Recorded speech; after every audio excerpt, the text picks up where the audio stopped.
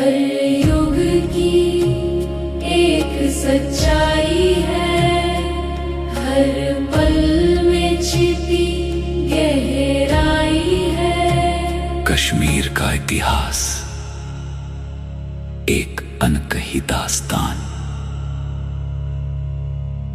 सोचिए, अगर किसी सभ्यता का सबसे जरूरी ऐतिहासिक ग्रंथ सिर्फ तथ्यों की एक सूखी लिस्ट ना होकर एक बहती हुई नदी की तरह हो, एक महाकाव्य कविता की शक्ल में। आज हम राज तरंगिणी की दुनिया में गोता लगा रहे हैं, जो कश्मीर की प्राचीन राजाओं की नदी है। एक ऐसी कहानी जो सचमुच समय के साथ बहती है। तो सबसे पहले इस नाम को ही समझते हैं। राज तरंगिणी मतलब राजाओं की नदी। ये सिर्फ एक टाइटल नहीं है, ये लिखने वाले का पूरा नजरिया है। वो हमें राजाओं की कोई बोरिंग लिस्ट नहीं देना चाहते थे, नहीं, वो एक ऐसी कहानी सुनाना चाहते थे जो एक नदी की तरह लगातार आगे बढ़ती रहे, जिसमें मोड़ भी हो और उतार चढ़ाव भी। और ये बात समझना बहुत बहुत जरूरी है। कश्मीर के इतिहास के एक बहुत लंबे दौर के लिए ये किताब सिर्फ एक सोर्स नहीं है, ये इकलौता सोर्स है। मतलब इसके बिना उस समय का इतिहास पूरी तरह अंधेरे में खो जाता। ये उस इतिहास की नींव का पत्थर है। तो अब सवाल ये उठता है कि आखिर ये इतना बड़ा काम किया किसने? किसने 3000 साल से भी ज्यादा के इतिहास को लिखने का बीड़ा उठाया? चलिए मिलते हैं इस कहानी के हीरो से, कल्हण से। कल्हण कोई, आप समझिए, सिर्फ किताबों में डूबे रहने वाले विद्वान नहीं थे। वो तो सत्ता के गलियारों में पले बढ़े थे। उनके पिता एक मंत्री थे, तो उन्होंने राजनीति का खेल अपनी आंखों से देखा था, खासकर राजा हर्ष के उथल पुथल भरे शासन में। और शायद यही वो तजुर्बा था जिसने उन्हें इतिहास को एक अलग नजर से देखने और उसे पूरी ईमानदारी से लिखने के लिए प्रेरित किया। कल्हण का मानना था कि कश्मीर की कहानी को सचमुच समझने के लिए हमें एकदम शुरुआत में जाना होगा, दर्ज इतिहास से भी पहले, एक दिव्य उत्पत्ति की कहानी तक। जरा कल्पना कीजिए, पहाड़ों के बीच एक विशाल प्राचीन झील, लेकिन इस शांत पानी पर एक राक्षस का आतंक था। तब महान ऋषि कश्यप ने मदद के लिए देवताओं को पुकारा, और फिर जो हुआ वो किसी चमत्कार से कम नहीं था।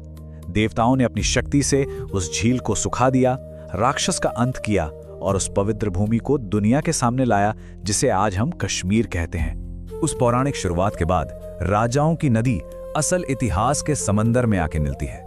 कल्हण हमें एक अविश्वसनीय सफर पे ले जाते हैं। हम मिलते हैं सम्राट अशोक से, जो कश्मीर में बौद्ध धर्म लेकर आते हैं। फिर हम देखते हैं राजा ललितादित्य का सुनहरा दौर, जब कला और संस्कृति अपने चरम पर थी। और अंत में कल्हण हमें अपने दौर तक ले आते हैं, राजा हर्ष के मुश्किल और उथल पुथल भरे शासन की कहानी सुनाते हुए। लेकिन कल्हण सिर्फ घटनाओं को दर्ज नहीं कर रहे थे, यहीं पर वो सबसे अलग हो जाते हैं। वो सिर्फ एक इतिहासकार नहीं थे, वो दिल से एक कवि भी थे। उन्होंने इतिहास के सूखे बेजान तथ्यों को उठाया और उन्हें खूबसूरत संस्कृत श्लोकों की माला में पिरो दिया। नतीजा, एक ऐसी किताब जो इतिहास भी है और एक मास्टरपीस भी। और इसी कलात्मक नजरिए की वजह से वो जो तस्वीर पेश करते हैं वो अविश्वसनीय रूप से जीवंत है। हमें सिर्फ राजनीति और युद्ध के बारे में ही नहीं, बल्कि और भी बहुत कुछ जानने को मिलता है। लेकिन, और ये एक बहुत बड़ा लेकिन है, कल्हण कोई दरबारी चापलूस नहीं थे। उनका मानना था कि एक इतिहासकार को एक जज की तरह होना चाहिए, निष्पक्ष और किसी भी तरह के भेदभाव से पूरी तरह आजाद। सुनने में कितना मॉडर्न लगता है ना? और वो इस सिद्धांत पर पूरी तरह टिके रहे। वो हमें सिक्के के दोनों पहलू दिखाते हैं। हर शानदार दौर के लिए वो उसके बाद आने वाले पतन को भी दर्ज करते हैं। शक्तिशाली राजवंश कमजोर उत्तराधिकारियों को रास्ता देते हैं। वो बिना किसी लाग लपेट के दिखाते हैं कि इतिहास की इस नदी में सिर्फ शांत बहाव नहीं, बल्कि धोखेबाजी के भंवर और खतरनाक मोड़ भी हैं। तो लगभग 900 साल गुजर जाने के बाद इस अविश्वसनीय किताब की असली विरासत क्या है? मतलब आज भी ये हमारे लिए इतनी महत्वपूर्ण क्यों है? इस तारीख को जरा दिमाग में रखिए। 1148 सीई। ये वो जमाना था जब दुनिया के कई हिस्सों में इतिहास बस राजाओं की तारीफों के पुल बांधने के लिए लिखा जा रहा था। और ठीक उसी वक्त कश्मीर में कल्हण अपनी इस महान कृति को लिखना शुरू करते हैं। और ऐसा करके उन्होंने कुछ ऐसा बना दिया जो उस जमाने के भारत में लगभग अनसुना था। एक ऐसा इतिहास जो सिर्फ कहानियों का कलेक्शन नहीं, बल्कि एक व्यवस्थित आलोचनात्मक लेखा जोखा था, जिसे हम आज की भाषा में हिस्ट्री कहते हैं। ये उसकी एक झलक थी।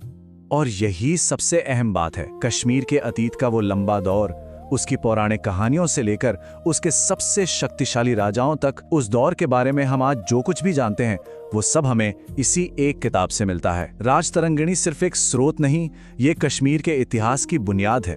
और इसलिए हम इस सवाल के साथ रह जाते हैं, कलहण की राजाओं की नदी अतीत का कोई बंद दरवाजा नहीं है।